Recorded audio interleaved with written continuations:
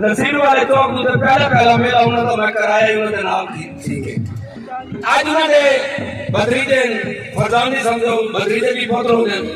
हूं खानदान दे हूं लड़ी दे जिम्मेदार आज इथे बैठे इथे भी एक राशि शुरू थी भाई इंशाअल्लाह ताला एवे थी राशि इवे शुगर मेले लगते रासन जिथा इलाका का जिम्मेदार हो तो शुगर मेले घाट में थी होवे